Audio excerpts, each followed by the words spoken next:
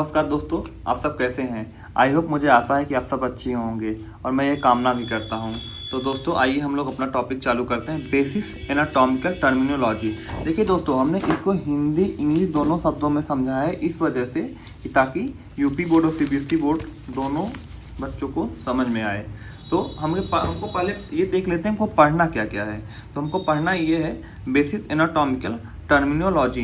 तो इसके अंतर्गत हमारा क्या क्या आता है, हेड आता है, नेक आता है, ट्रंक आता है, अपर लिम्ब आता है एंड लोअर लिम्स आता है। तो इन चीज़ों को हम लोगों को पढ़ना है। अब देखिए पढ़ना क्यों है कि हमारे मेडिकल फील्ड में जितने भी हमारे बॉडी के पार्ट है, सभी बॉडी के पार्ट को क्लासीफाइड किया गया है। तो वो जो क्लासिफिकेशन किया गया है उसी क्लासिफिकेशन में जैसे हेड के अंदर क्या आता है, गर्दन के अंदर क्या आता है, ट्रंक के अंदर क्या आता है, अपर, इसी क्लासिफिकेशन को हम लोग पढ़ना है। तो उसके बाद ये हमारा ग्राइंड पढ़ना है। तो ये भी देखिए एक प्रकार का क्लासिफिकेशन है। इसके अंतर्गत भी हमारे कुछ बॉडी के पार्ट आते हैं। फिर एनाटॉमिकल पोजीशन आता है। हमारे एनाटॉमिकल पोजीशन में कौन कौन से पार्ट कहाँ कहाँ पर पोजीशन पे हैं।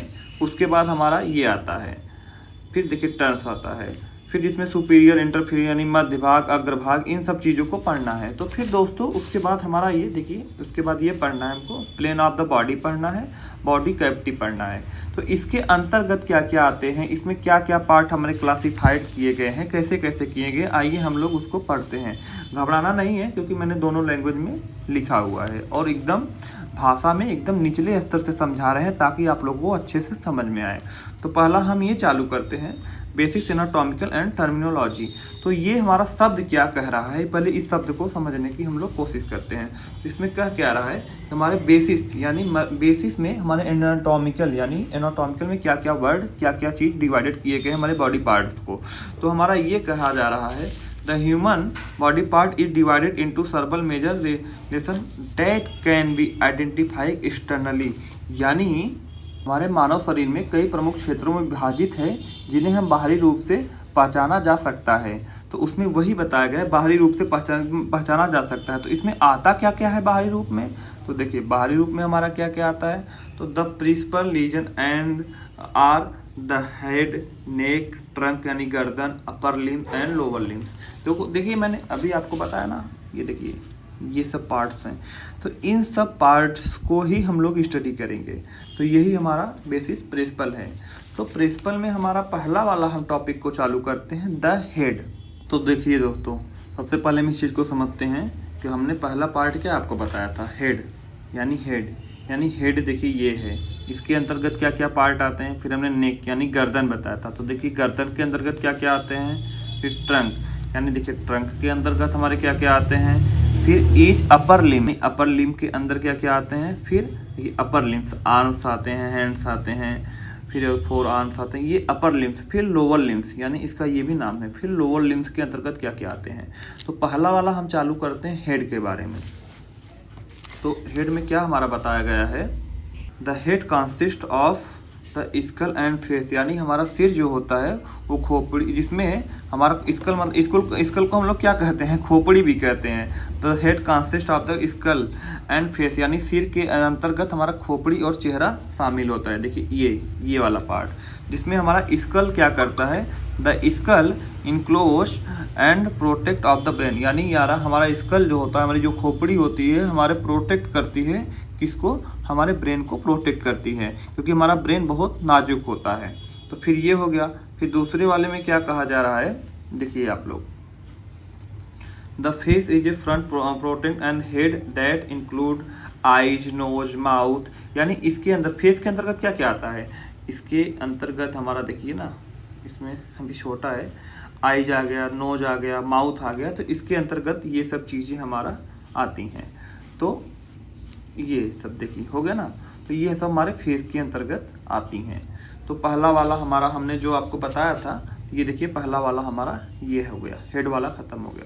तो अब हम आते हैं द नेक यानी गर्दन के बारे में। तो देखिए दोस्तों, मैंने अभी आपको बताया था नेक यानी ये देखिए ये गर्दन। अब इसके अंतर्गत क्या क्या आते हैं, ये किससे अटैच होते हैं, उसके बारे में हम लोग पढ़ते हैं। The neck supports the head यानी हमारा हेड को यानी सिर को यह सपोर्ट करता है। Supports the head attach of the trunk यानी यह किससे अटैच होता है, देखिए हमारे ये ट्रंक से अटैच होता है। तो इसी को यानी गर्दन यानी ये गर्दन हो गया।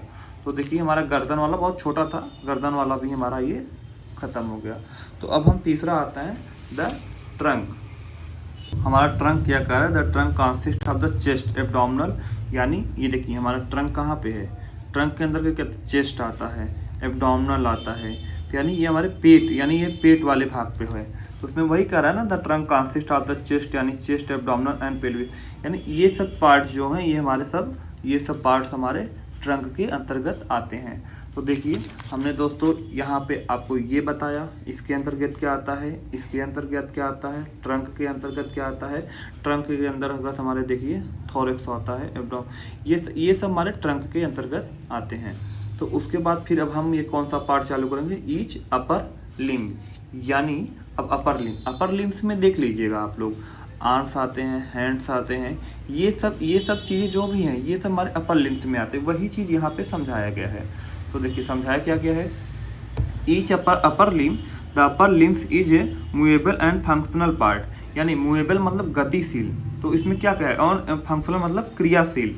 The upper limbs are the movable and functional parts of human body, यानी हमारे मानव शरीर का ये क्रियाशील एवं गतिशील पार्ट्स हैं। यानी देखिए गतिशील तो होगा ही, क्योंकि देखिए हमारे यहाँ पे ये तो मूवेबल होता है ना, ये भी मूवेबल होता है, ये भी मूवेबल होता है, ये सब पार्ट्स भी मूवेबल होते हैं ना, तो गतिशील तो हुए ही। और क्रियाशील यानी जिससे हम लोग कार्य करते हैं, यानी फंक्शनल।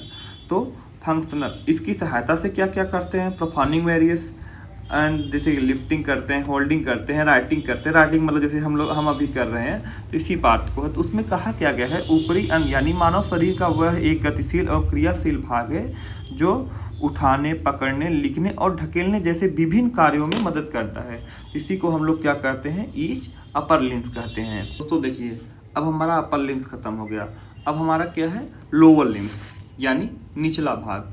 तो वही भाग, अब लोअर लिम्स में हम पहले चार्ट से समझ लेते हैं। तो लोअर लिम्स में हमारे ये पार्ट आते हैं, ये देखिए यहाँ पे लिखे लोअर एक्सट्रीमिटी, यानी लोअर, थिक, लेग, फुट, ये सब पार्ट्स हमारे लोअर लिम्स में आते हैं। वही चीज़ कहा गया है। कार्य क्या है, देखिए the lower limbs are the supports body, यानी बॉडी को सपोर्ट करता है। कैसे सपोर्ट करता है, वेट, प्रोवाइड द बैलेंस, यानी बैलेंस को बनाए रखता है। यानी निचला अंग शरीर का वह भाग है जो भार को सहन करता है, यानी बैलेंस को बनाए रखता है। और एंड जब मूवमेंट, यानी जिससे हम संतुलन बनाए रखता है खड़े होने और दौड़ने में। मूवमेंट एंड स्ट्रेचिंग, वॉकिंग यानी टहलते हैं, रनिंग एंड जंपिंग जिससे संतुलन बनाए रखता है और हम खड़े रहते हैं और चलने और दौड़ने और कूदने में गतियाँ संभव करता है, यानी हमारा लोअर लिम्स। ये तो जायज़ सी बात है, आखिर हम लोग यही लोअर लिम्स की ही सहायता से तो हमारा बॉडी मूवेबल होता है, एक जगह से दूसरे जगह जाते हैं। तो ये बात हो गया। तो देखिए दोस्तों हमने इस चीज़ को यहाँ पे जो था, इन चीज़ों को हमने इसको पूरा क्लियर किया। अब इसके आते हैं ग्रोइन, यानी उपसंधि। तो हमारा हेडिंग ग्रोइन था, तो अब हम इसको देख लेते हैं। तो ये देखिए हमारा ये पार्ट जो आता है, ये वाला पार्ट, यहाँ वाला, यानी ये वाला पार्ट जो होता है इसको हम लोग ग्राइंड करते हैं। तो समझने से पहले ये समझ लेते हैं होता क्या है। यानी हमारे मानव शरीर में ग्रोइन शब्द का इस्तेमाल पेट के निचले हिस्से, यानी पेट के निचले हिस्से और जांघ के बीच के क्षेत्रों को दर्शाने के लिए किया जाता है। दोस्तों इसे हम हिंदी में कमर या जांघ या ऊपर का हिस्सा भी कह सकते हैं। चीज इसमें बताया गया है, groin is the front surface of the body measured and carries each sides where the trunk attach to the thighs, यानी जांघ से हमारे अटैच होता है। तो देखिए हमारा ये वाला पार्ट और ये वाला पार्ट खत्म हुआ। अब हम लोग क्या चालू करेंगे दोस्तों, अब हम लोग चालू करेंगे एनाटॉमिकल पोजीशन। तो दोस्तों अब हम चालू करने वाले हैं, जैसे मैंने आपको बताया था कि ये वाला हमने पढ़ लिया है, इसमें ये भी पढ़ लिया है। अब हम आते हैं एनाटॉमिकल पोजीशन में, जिसमें उसका ए पार्ट ये है और B part plane of body है और सी पार्ट है बॉडी कैविटी है। तो पहले हम लोग इस वाले पार्ट को पढ़ते हैं। तो इस वाले ए वाले को पढ़ने से पहले हम पहले एनाटॉमिकल पोजीशन का इंट्रोडक्शन जान लेते हैं, इसका इंट्रोडक्शन क्या होता है। तो देखिए इंट्रोडक्शन में ये बताया गया है कि एनाटॉमिकल पोजीशन यानी शरीर की मानक स्थिति, यानी कौन से मानक पर हमारे बॉडी को कहाँ पर कौन सी स्थिति पर रखा गया है, उसका क्लासिफिकेशन नाम कहाँ पे क्या रखा गया है। तो हम इंट्रोडक्शन जानते हैं, the anatomical position is a standard reference posture use the describe the location and reliable of the body parts, यानी मानव शरीर की स्थिति यानी एनाटॉमिकल पोजीशन को एक निश्चित स्थिति पर रखा गया है। तो उसमें क्या है, it provide construct way describe human body, जिसका उपयोग शरीर की संरचनाओं का वर्णन करने के लिए किया जाता है। यानी उसको हम कहाँ पे कौन सा पार्ट है उसको हम कैसे वर्णित यानी डिस्क्राइब कैसे करते हैं उसी के बारे में हम लिखेंगे। तो इसका इंट्रोडक्शन ये देखिए 2 लाइन का है, उसको मैंने इस भाषा में भी लिखा है। तो अब इसका एग्जाम्पल आ गया कौन से पार्ट पे कहाँ पर कौन कौन सा है। तो देखिए मैंने यहाँ पे ये लिखा है, इस स्थिति में in anatomical position the human body. उसके बाद पहला हमारा है स्टैंडिंग अपराइट, यानी व्यक्ति अगर सीधा खड़ा होगा। तो देखिए इसमें मैंने इसको इस चीज़ को क्लासीफाई किया जैसे आर्म्स एट द साइड, यानी बाहें शरीर के बगल में होती हैं। तो जैसे वहाँ पे बताया था ना मैंने फोटो में, ये यहाँ पे जितने भी पार्ट्स हैं उन सबको कौन सा पार्ट्स कहाँ पे है, कौन सा पार्ट्स कहाँ पे नहीं है, ये इन सब में कौन सा किस साइड से देखेंगे तो क्या उसका नाम होगा, किस साइड से देखेंगे तो क्या नाम है, उसी के बारे में बताया गया है। उसमें देखिए ये हमारा feet plate and the ground, यानी पैर जमीन पर सपाट और थोड़े अलग होते हैं, पैर का अलग है। आई लुकिंग स्टैंडिंग एंड, यानी आँखें सीधा आगे देख रही हूँ। तो उसमें इस मानक को बताया गया है। क्या कह रहा है, the position is used at the starting point for the label body planes direction and the region, यानी इस स्थिति को शरीर को दिशाओं विमानों यानी प्लेन्स और भागों का वर्णन करने के लिए आधार माना गया है। यानी एनाटॉमिकल पोजीशन में ही हम बॉडी को किस दिशाओं में और किस भागों में वर्णित किया गया है उसी को एनाटॉमिकल पोजीशन कहते हैं। इसमें ये जो है इसका ये देखिए हमारा एग्जाम्पल है। इसमें देखिए ये हमारा एग्जाम्पल है। तो हम पहले वाले पार्ट को चालू करते हैं दोस्तों, सुपीरियर, यानी आइए हम पहले वाले पार्ट को सुपीरियर को पढ़ते हैं। तो पहला हमारा डायमेंशनल टर्म में यानी ए वाले पार्ट्स में हमारा पहला सुपीरियर है। तो सुपीरियर कहते किसे हैं, पहले इसको हम चार्ट से समझते हैं। तो हमारा सुपीरियर है, तो पहले हम ये देखते हैं सुपीरियर। देखिए ये सुपीरियर हमारा है। तो सुपीरियर में हम ऊपर की तरफ, यानी ये देखिए ऊपर की तरफ हमारा क्या है, हेड की तरफ सुपीरियर है, नीचे इंटरपीरियर यानी निचला हिस्सा। सुपीरियर का मतलब ही होता है देखो ऊपर साइड। तो इसको हमने यहाँ पे बताया है। तो इसमें क्या कहा गया है, सुपीरियर ये directional term use in the anatomy, it means above on toward the head and upper part of the body, यानी हेड यानी upper part of the body, upper part of body को सुपीरियर के बारे में बताया गया है। तो इसमें एग्जाम्पल क्या है, the head is superior to the chest, the head is above the chest, यानी हमारे चेस्ट यानी ऊपर के साइड, देखिए ना ऊपर के साइड ये सुपीरियर हमारा है, ये हमारा सुपीरियर चेस्ट यानी देखिए ना ये सुपीरियर में आता है। इसमें कहा क्या गया है, सुपीरियर एक दिशा संबंधित शब्द है जिसका अर्थ होता है ऊपर की ओर यानी सिर की ओर, यानी ऊपर के साइड जो हमारा है उसी को हम लोग सुपीरियर कहते हैं। इसमें कहा गया ना the head is the chest and head is over above the chest, यानी ऊपर के साइड जो भी हमारा आता है वो सुपीरियर में आता है। जैसे हमारा चेस्ट हो गया, ये सब हो गया। तो इसमें देखिए ये पार्ट हमारा सुपीरियर की है। अब हम आते हैं दूसरे वाले में।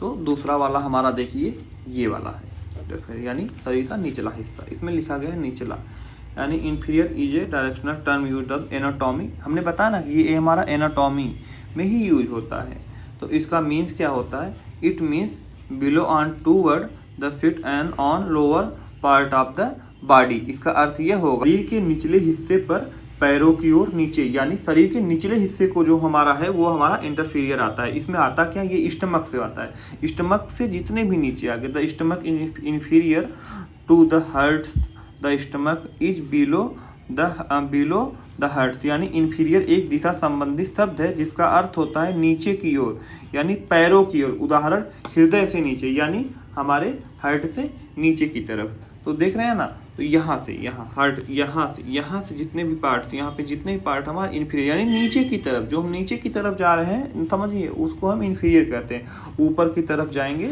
तो हम सुपीरियर कहेंगे। उसके बाद हमारा शब्द आता है एंटीरियर।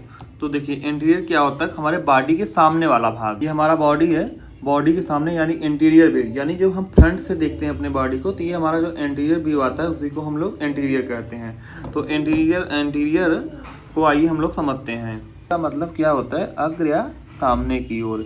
यानी मानव शरीर में एंटीरियर शब्द का अर्थ यह होता है अग्र या सामने की ओर। इसका उपयोग शरीर के सामने के हिस्से या किसी संरचना के सामने के भाग को दर्शाने के लिए किया जाता है। तो वही चीज़ हमारा ये है, interior is a research term of the anatomy, यानी एनाटॉमी का है। It means toward to front, front यानी सामने, front of the body, on in the front यानी इंटीरियर एक दिशा संबंधी शब्द है जिसका अर्थ होता है सामने की ओर, यानी सामने की ओर। तो उसमें क्या है हमारा है छाती, रीढ़, यानी हमारे शरीर जब हम सामने से खड़े होंगे, इंटीरियर व्यू को देखेंगे तो उसी को बोलते हैं ना इंटीरियर, यानी सामने या अग्र की ओर। तो ये हमारा इंटीरियर हो गया।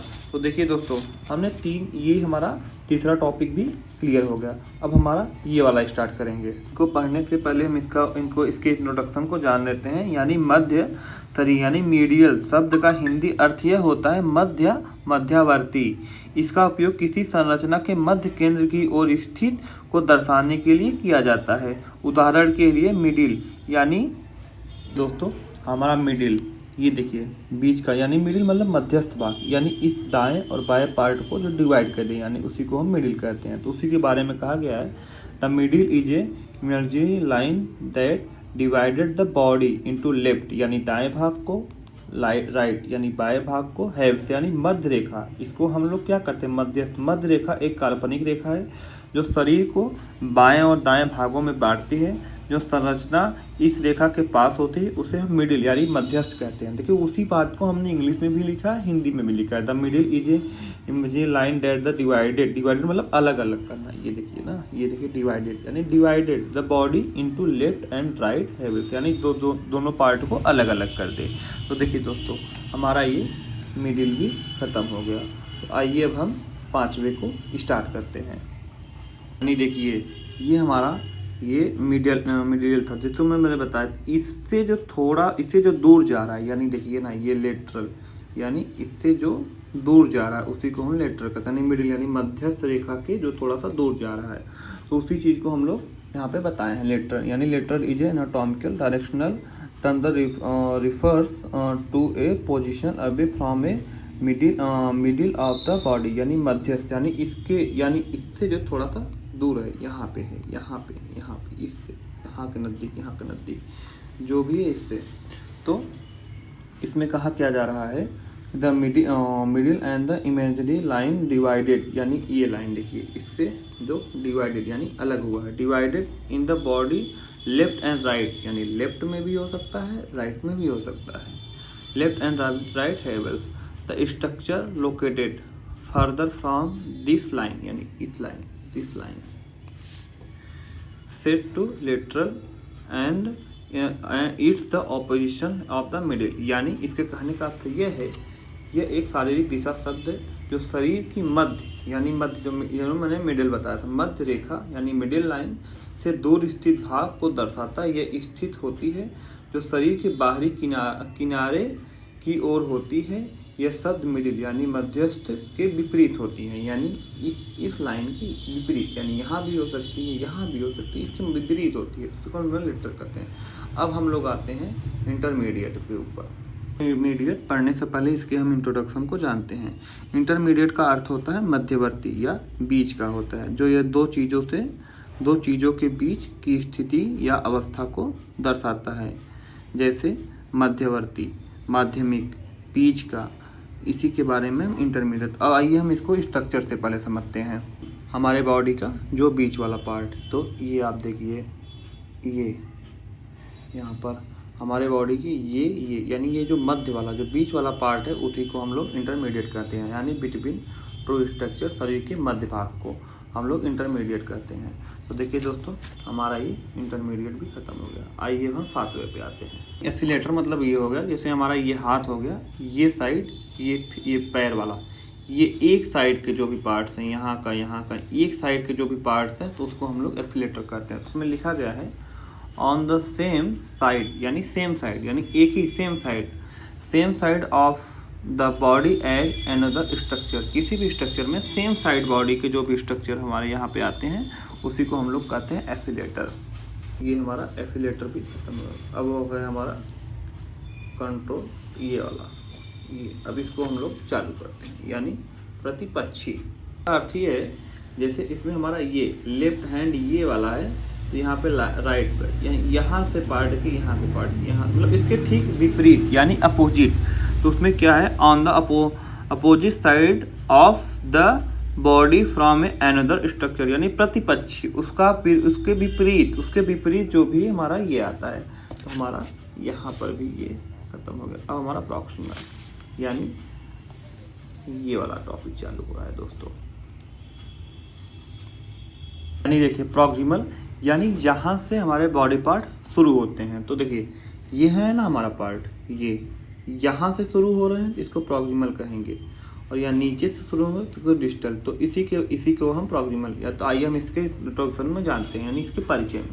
इसका हिंदी में समीपस्थ, never on to the attached of a limbs the trunk nevers to organization, यानी जहाँ से शुरू हो रहा है, शुरू ऑफ द स्ट्रक्चर, यानी हमारा स्ट्रक्चर जहाँ से शुरू हो रहा है। तो इसका ये होगा, एक शरीर दिशा शब्द है जिसका उपयोग किसी अंग के उस भाग को व्यक्त करने के लिए किया जाता है जो शरीर के मुख्य भाग यानी धड़, यानी यहाँ ये देखिए सर, यानी इसके धड़, ये सर हो गया, धड़ हो गया, यहाँ से जो स्टार्ट होता है तो उसके बाद हमारा शुरू होता है। तो मुख्य भाग शरीर के मुख्य धड़ के निकट होता है, यह है डिस्टल, यानी दूरस्थ के विपरीत होता है। तो उसी को हम लोग कहते हैं, यानी इसके विपरीत होता है, ये जहाँ से शुरू होता है उसी को हम लोग कहते हैं प्रॉक्सिमल, और ठीक उसी का विपरीत हमारा डिस्टल होता है। ये तो ये देखिए, ये अब ये वाला भी हमारा खत्म हो गया। अब इसको देखते हैं डिस्टल, यानी distal is anatomical directional term. तो देखिए दोस्तों, डिस्टल का क्या कहा गया है, यह एक शारीरिक शब्द है जिसका उपयोग किसी अंग के उस भाग को व्यक्त करने के लिए किया जाता है जो शरीर के मुख्य भाग यानी धड़ से दूर होता है।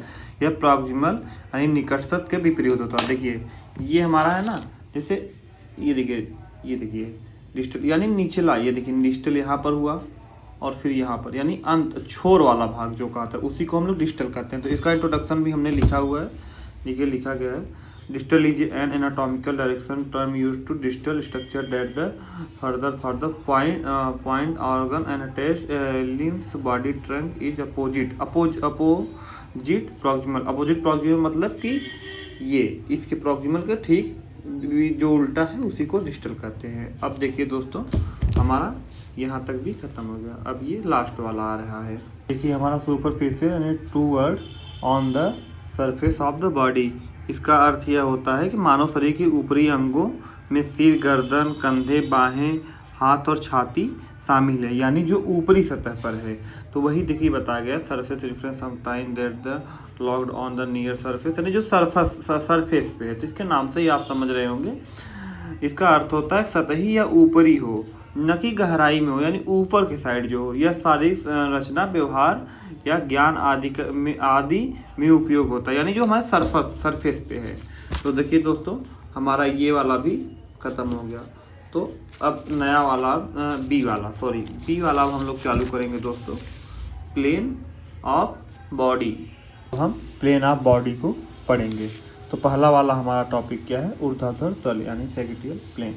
तो इसमें क्या होता है कि देखिए, जैसे ये हमारा बॉडी है ना, तो ये देखिए एक मिनट, ये तो इसमें देखेंगे आप कि ये जो सीधे सीधे यानी बॉडी को जो एकदम सीधे सीधे कट कर रहा है, तो उसी को हम क्या कहते हैं, सैगिटाल प्लेन। तो इसमें लिखा गया है, the sagittal plane is a vertical plane the divided body into left and right part, यानी लेफ्ट और राइट पार्ट में बराबर पार्टों में हमारा डिवाइड करता है। तो उसके बाद क्या है कि इसमें देखिए मैंने दोनों लैंग्वेज में लिखा है, इसका अर्थ यही होगा, इस वाले शब्द का अर्थ यही होगा, सैगिटाल प्लेन एक ऊर्ध्वाधर तल होता है, जो शरीर को बाएं यानी लेफ्ट और दाएं भागों में विभाजित करता है, यानी बराबर भागों में वह विभाजित करेगा। दूसरा वाला हमारा है the run from the front anterior and posterior. देखिए मैंने अभी आपको कुछ देर पहले एंटीरियर और पोस्टीरियर के बारे में बताया था। तो वही कहने का मतलब है कि द रस interior posterior if it divided body externally the middle, यानी यह जितना ही आगे से होगा उतना ही पीछे से भी होगा, यानी एंटीरियर में जितना कट होगा उतना पेस्ट, मतलब समान अवस्था में बॉडी पार्ट को डिवाइड करेगा। फिर तीसरा वाला हमारा क्या है, तीसरा वाला हमारा है it is called the migrest or the middle plane if not its cordate of the posterior plane. यानी इसका अर्थ यह है, यदि यह शरीर को बिल्कुल बीच में विभाजित करता है, बीच में विभाजित करता हो तो इसे मीडियन प्लेन कहते हैं। इसे पैरों से सर्जिकल प्लेन भी कहा जाता है। यानी देखिए ना, इस चीज़ को एकदम सीधे सीधे जो कट कर रहा है, सीधे सीधे जो कट कर रहा है, उसी को हम लोग कहते हैं। फिर दूसरा वाला हमारा चालू होता है दोस्तों, देखिए ये वाला। अब इस वाले को हम लोग स्टार्ट करते हैं। हमारा दूसरा वाला क्या है, ट्रांसवर्स प्लेन, यानी हमारे बॉडी को बीच भाग से डिवाइड कर रहा है, यानी हॉरिजेंटल। ये देखिए, ये जो हमारा देखिए, ये देखिए जो हमारा बीच से डिवाइड हो रहा है, देख रहे हैं ना, इसमें लिखा गया है, ये देखिए, ये वाला हमारा जो बीच में डिवाइड हो रहा है, देख रहे होंगे आप। तो उसी के बारे में बताया गया है। तो इसमें क्या है, transverse plane as also known as the horizontal plane on the ellipse plane, यानी इसका हिंदी में यही होगा, ट्रांसवर्स प्लेन को एक क्षैतिज तल या आवासीय तल या क्षैतिज तल भी कहते हैं, यानी जो बीच में से हो रहा, कट हो रहा है। Is a plane that divided the body into upper यानी सुपीरियर, यानी मैंने बताया ना, कभी भी बताया था, superior and lower inferior part के बीच में से जो डिवाइड हो रहा है। यानी यह शरीर को ऊपरी ऊर्ध्वावर्ती सुपीरियर और निचले अर्धोवर्ती इंफीरियर भागों में विभाजित करता है, यानी बीच में विभाजित करता है। आपको देखिए ना, ये बीच में विभाजित कर रहा है, ऊपर सुपीरियर इंफीरियर, यानी बीच में, जो बीच में डिवाइडेड हमारा हो रहा है। फिर है, यह तल शरीर को आगे हॉरिजेंटल दिशा में काटता है, यानी यह ऊर्ध्वाधर अक्ष के लंबवत होता है, यानी यह बीच में काटता है, हॉरिजॉन्टली काटता है। तो हमारा ये वाला भी टॉपिक क्लियर हुआ। तो अब हम दूसरे वाले में आते हैं, इस वाले में। तो ये हमारा है कोरोनल प्लेन, यानी देखिए अभी तक तो हम इसमें सीधा, अब इसको हम बीच में, जैसे सीधे बॉडी को नहीं काटेंगे, जैसे ये हमारा हाथ है तो हम उसको ऐसे सीधा सीधा काट रहे थे ना, इस उंगली को देखिए ऐसे सीधा सीधा काट रहे थे, ऐसे सीधे सीधे नहीं, इस भाग में जैसे इस ऐसे काटेंगे। जैसे ये हमारा हाथ है तो आधा आधा इधर वाला कट के निकल जाएगा, आधा इधर वाला कट के निकल जाता है, वही बात है। देखिए इसमें दिखाया गया है ना कोयल, यानी इस पार्ट को आधा आगे का पीछे, आगे का आगे कट जाएगा, पीछे का पीछे, जो बीच में से काट रहे थे बीच में से नहीं कटेगा। तो उसी के बारे में बताया गया है। The coronal plane also known as the frontal plane, it is a vertical plane that divided the body into anterior, यानी इसके कहने का अर्थ यही हमारा है कि कोरोनल, देखिए यहाँ पे लिखे हैं हमने, कोरोनल प्लेन जिसे फरल प्लेन भी कहा जाता है, यह एक ऊर्ध्वाधर यानी वर्टिकल तल है जो शरीर को सामने और एंटीरियर पीछे पोस्टीरियर के भागों में विभाजित करता है, यानी बीच में से, मतलब सीधा सीधा नहीं, आधे पे से। जैसे ये हमारा हाथ है ना, तो इसको ऐसे नहीं काटेंगे, इसको इधर आधा काट देंगे, आधा, जैसे ये हाथ है तो आधा इधर कट जाएगा, आधा इधर कट जाएगा। तो वही बात इसमें बताने की कोशिश कर रहा है।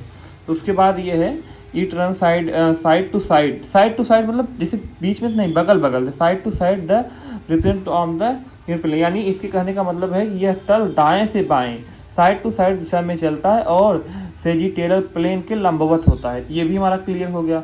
फिर वही चीज़ इसमें भी बताया गया है, the plane commonly use the medical, जैसे MRI में, CT स्कैन, इसका उपयोग कहाँ कहाँ होता है, तो इसका उपयोग यहाँ होता है। कोरोनल प्लेन का उपयोग चिकित्सा स्कैन जैसे MRI, CT स्कैन के शरीर के सामने और पीछे भागों को देखने के लिए होता है। जैसे CT स्कैन हुआ, एक्सरे हुआ, तो सामने वाला भाग, पीछे वाला भाग, जैसे हाथ मेरा टूटा तो यहाँ फ्रंटल भाग को देखेंगे, इसको आधे आधे पे देखेंगे, तो वही बात हुआ। तो हमारा इधर वाला खत्म हो रहा है। तो दोस्तों अब हम लोग आते हैं बॉडी कैविटी, यानी बॉडी कैविटी। अब हम देखिए इसमें इंटरनली ऑर्गन्स के बारे में पढ़ेंगे। तो इसमें वैसेला कैविटी है एंड एब्डोमिनल कैविटी है। तो इसमें हम इसके पहले इंट्रोडक्शन को देखते हैं। तो इंट्रोडक्शन में क्या बता रहा है कि body cavity are the spaces within the body the contain and protect internal organ, यानी इसका अर्थ यही होगा, हमारा बॉडी कैविटी यानी बॉडी कैविटी शरीर के अंदर की गुहाएं या खोखली जगहें में होती है, यानी जिसमें जैसे हमारे ऑर्गन्स हो गए, लंग्स हो गए, किडनी हो गया, अंदर की जो भी वो चीज़ है उसके बारे में स्टडी करेंगे। तो फिर उसमें क्या कह रहा है कि हमारा this cavity allow organs to grow move and function properly without function, यानी जितने आंतरिक अंग स्थित होते हैं ये गुहाएं अंगों को सुरक्षित रखती हैं और उनके सुचारू रूप से काम करने में मदद करती हैं। यानी इसमें हमारा दो पार्ट है, एक डॉर्सल होगा, एक वेंट्रल कैविटी होगा। तो आइए पहले हम वेंट्रल कैविटी को पढ़ते हैं। आइए हम पहले पढ़ते हैं ventricle cavity. The ventricle cavity is a body cavity located on the front anterior side of the human body. यानी वेंट्रल कैविटी यानी जैसे बड़े बड़े ऑर्गन्स हो गए तो उसमें यही है कि इसमें यही लिखा गया है कि वेंट्रल कैविटी शरीर की सामने यानी अग्रभाग में स्थित एक प्रमुख शरीर गुहा है। यानी उसमें क्या क्या, उस गुहा में क्या क्या आता है अब इसके बारे में देखेंगे। It is houses important internal organ, internal मतलब आंतरिक organs, including those is including मतलब इसमें क्या क्या इंक्लूड है, दोज हार्ट हमारा इंक्लूड है, lung, digestive system, reproduction, urinary system, it divided. इसमें हमारे बड़े बड़े जो ऑर्गन्स हैं उन सबको रखा गया है। तो इसमें यह कि है यह कई आवश्यक आंतरिक अंगों को अपने अंदर रखती है, जैसे हृदय, फेफड़े, पाचन, प्रजनन तंत्र एवं मूत्र तंत्र इत्यादि। तो इसमें हमारा दो पार्टों में डिवाइडेड है। पहला हमारा है थोरेसिक कैविटी, दूसरा है एब्डोमिनल कैविटी। यानी थोरेसिक कैविटी के बारे में जिसमें contents of the lungs and heart, lungs और हार्ट आता है। तो आइए हम पहले देखते हैं थोरेसिक कैविटी। पहले हम थोरेसिक कैविटी के बारे में जानते हैं। तो थोरेसिक कैविटी क्या है, जिसे छाती गुहा भी कहा जाता है। इसमें मानव शरीर में एक खोखला स्थान है जो पसलियों और उपरोक्त यानी ब्रेस्ट बोन और वक्षीय रीढ़ यानी हमारे स्पाइनल कार्ड, पीठ की हड्डी से घिरा होता है। यह फेफड़ों और हृदय के अन्य महत्वपूर्ण अंगों को आश्रय देता है। आश्रय मतलब उसको जैसे एक सपोर्ट टाइप में देता है। इसकी सीमाएं कहाँ तक होती है, थोरेसिक कैविटी के सामने की ओर उपहोस्ट यानी पीछे वक्षीय रीढ़ यानी स्पाइनल कार्ड, ऊपर की तरफ सुपीरियर थोरेसिक एवं नीचे की तरफ डायफ्राम। डायफ्राम मतलब हमारे जो हार्ट को इसमें जो डायफ्राम होते हैं उसको कवर करता है। तो इसके अंतर्गत क्या क्या आता है आइए हम लोग देखते हैं। हमारा ये जो है ये इसमें ना डायफ्राम आगे साइड डायफ्राम था। तो इन सब चीज़ों को ये देखिए ये हमारा इसके अंदर जितने भी चीज़ आते हैं ये सब हमारे थोरेसिक कैविटी कहलाते हैं। तो पहले हम देखिए आगे डायफ्राम बता रहे थे ना भाई, अभी डायफ्राम पीछे क्या है, स्पाइनल कार्ड है। तो उसी चीज़ को यहाँ पे बताया गया है। Thoracic cavity is upper part of the ventricle body, यानी अपर पार्ट में आता है। लोकेटेड इन द चेस्ट, यानी चेस्ट देखिए ना, chest located in the chest. It is enclosed by the rib मतलब rib cage, sternum, breast and the diaphragm. Diaphragm मतलब आगे का पार्ट, यानी यहाँ पे जो डायफ्राम रहता है, जो हमारा डायफ्राम रहता है। तो इसमें इसके अंतर्गत इसमें कौन कौन से ऑर्गन आते हैं ये भी क्वेश्चन आ सकता है ना, इसमें ऑर्गन कौन कौन से आते हैं। तो यहाँ पे हम आप लिखेंगे कि इसमें ऑर्गन्स क्या आता है, हार्ट आता है यानी हृदय आता है, लंग्स आते हैं, श्वास नली आती है, ग्रास नली आती है। तो इसमें इतने सारे पार्ट हमारे आते हैं। तो इसमें हम ये लिख सकते हैं thoracic cavity ventral body cavity का ऊपरी भाग है यानी ऊपर का भाग है, जो छाती यानी वृक्ष स्थल पर स्थित होता है। यह रिब्स क्रेज यानी पसलियों का ढांचा होता है, स्टर्नम छाती की हड्डी और डायफ्राम द्वारा घिरा होता है। तो देखिए ना ये सब घिरा है कि नहीं घिरा है, इसके अंदर ही है, तो अंदर ही तो है। चलिए ठीक है, ये हमारा क्लियर हो गया। अब ये हम देखते हैं लास्ट वाला, ये वाला, ये भी क्लियर हो गया। अब इसको हम देखते हैं। पहले हम ये जानते हैं एब्डोमिनल कैविटी कहते किसे हैं। तो देखिए इसको कहते क्या है, पेट की गुहा या उदर, यानी जिसको हिंदी में हम लोग कहते हैं पेट की गुहा या उदर गुहा को हिंदी में उदर गुहा या पेट की गुहा कहते हैं। यह शरीर के भीतर एक बड़ा स्थान है जिसमें पेट, यकृत यानी लीवर, अग्नाशय, छोटी आंत, स्मॉल इंटेस्टाइन और बड़ी आंत जैसे महत्वपूर्ण अंग स्थित होते हैं। यह डायफ्राम और श्रेणी पेल्विस के बीच में स्थित होता है, यानी डायफ्राम के नीचे ही होता है। तो इसमें आता क्या क्या है ये भी क्वेश्चन होता है। इसके अंतर्गत हमारा आता है पेट, यकृत यानी लीवर, पित्ताशय यानी गॉल ब्लैडर, तिल, अग्नाशय, छोटी आंत, बड़ी आंत, गुर्दे एवं अधिवित ग्रंथि यानी एड्रेनल ग्लैंड। तो आइए पहले इसको हम चार्ट से समझते हैं। एब्डोमिनल कैविटी में हमारा यहाँ से लेकर के यहाँ तक जो भी पार्ट आते हैं ये हमारे एब्डोमिनल कैविटी में ही आते हैं। तो इसमें देखिए इसका इंट्रोडक्शन यही है कि the abdominal cavity is a large body cavity, ये सबसे बड़ी है। इसमें क्योंकि लार्ज इस वजह से है क्योंकि इसमें ऑर्गन ज़्यादा हैं। Located below the diaphragm and parts of the ventricle body cavity. It contain many digestive organs and allow them to function, move and grow freshly. यानी इसके अंतर्गत क्या क्या आता है, हमारा स्टमक आता है, लीवर आता है, छोटी आंत, बड़ी आंत, अग्नाशय, वृक्क यानी किडनी एवं पीहा। तो इसको हम लोग हिंदी में क्या लिखा गया है कि एब्डाइमिनल कैविटी एक बड़ी शरीर गुहा है जो डायफ्राम यानी वृक्क, पेट विभाजन झिल्ली के नीचे, यानी डायफ्राम के नीचे ना, तो देखिए ना यहाँ से हमारा डायफ्राम था, इसी के तो नीचे है, क्योंकि डायफ्राम के ऊपर तो हमारा वो वाला था ना, डायफ्राम ऊपर हमारा थोरैक्सिक कैविटी था। तो उसमें यही है, एब्डाइमिनल कैविटी एक बड़ी शरीर गुहा है जो डायफ्राम यानी वृक्क, पेट विभाजन झिल्ली के नीचे स्थित होती है, और यह वेंट्रिकल यानी बॉडी कैविटी का हिस्सा है। यह पाचन से जुड़े कई प्रमुख अंगों समेटे हुए है और उन्हें कार्य करने स्थानांतरित होने बढ़ने की सुविधा देती है। तो दोस्तों हमारा ये टॉपिक ख़त्म हुआ। हमें आशा है अगर आपको अच्छा लगे तो हमारे चैनल को लाइक और सब्सक्राइब जरूर करिएगा, क्योंकि आप लोग ऐसा करेंगे तभी हम आगे, हमारा मनोबल बढ़ेगा। हम ऐसे ही अच्छे अच्छे वर्डों में आपको वीडियो बनाएंगे। अगर अच्छा लगे तो लाइक और सब्सक्राइब जरूर करिएगा दोस्तों, क्योंकि इस नोट्स को बनाने में हमें काफ़ी ज़्यादा समय लगा है और काफ़ी ज़्यादा मेहनत करनी पड़ी है। तो ऐसा हमें आशा है कि आप लोग लाइक और सब्सक्राइब और शेयर ज़रूर करेंगे। थैंक यू दोस्तों, बाय बाय।